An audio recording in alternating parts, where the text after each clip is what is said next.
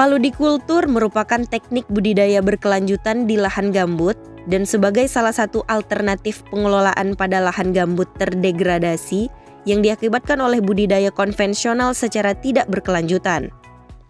Dalam hal ini, Winrock telah melakukan pendampingan di Desa Berbarisiak dengan membuat suatu demonstrasi plot paludikultur di mana pada demplot ini dilakukan penanaman tanaman dengan menerapkan prinsip-prinsip paludikultur.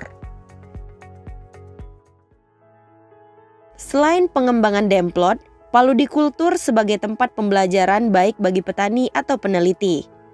Winrock juga telah bekerja sama dengan Fakultas Kehutanan Universitas Riau untuk berusaha memperkuat praktik-praktik pertanian berkelanjutan paludikultur di tingkat petani yang ada di Kabupaten Siak.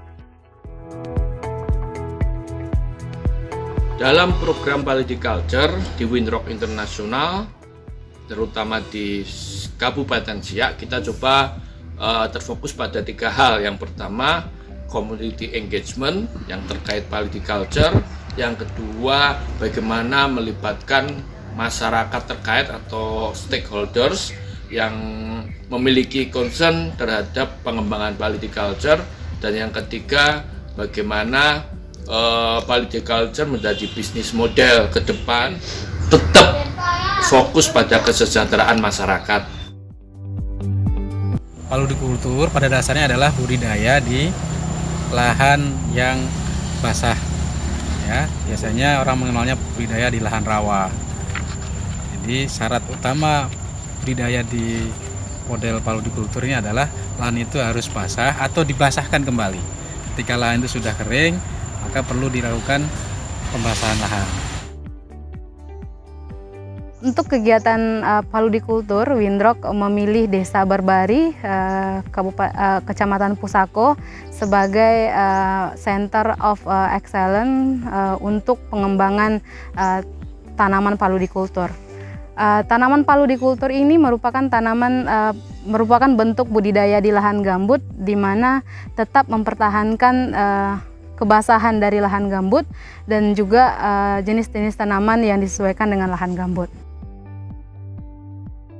Kalau di lahan gambut itu kan miskin hara, jadi kita itu harus memilih komoditas yang sesuai. Namun demikian sebenarnya di lahan gambut itu bisa apa saja dibudidayakan, yang penting bagaimana kita mensikapinya.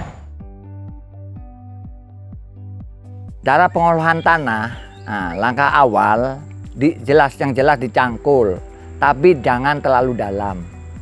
Wajib dibalik karena tanah yang belum kena sinar matahari, belum kena sinar matahari itu harus dibalik supaya yang dalam menjadi di atas, yang pernah disinari matahari yang sudah dibakar oleh matahari di bawah. Nah, artinya dibalik, kemudian ditebar sama dolomit. 1 minggu kemudian pupuk kandang ditebar, habis itu boleh ditanam.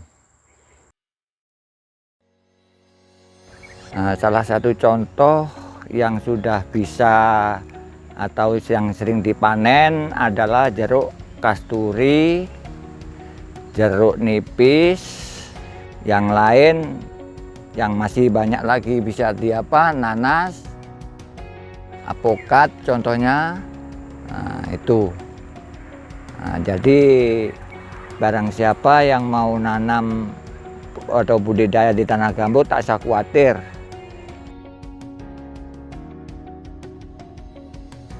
Kondisi demplot di saat ini ya memang keadaannya kondisinya banjir lah ya jelasnya. Cuman kami masih bisa berusaha, istilahnya mana yang tinggi bisa ditanam, saya tanam gitu. Apa yang saya tanam memang di sini Bu, memang entah kacang entah apa, memang istilahnya bisa saya panen dan bisa istilahnya membantu warga masyarakat sini lah istilahnya.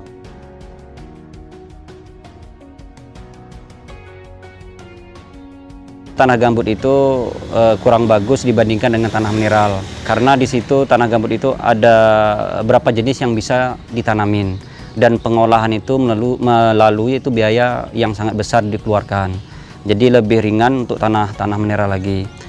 Disitulah tanah gambut itu hanya prioritas ditanam itu seperti nenas, sagu, itu yang cocok sebenarnya.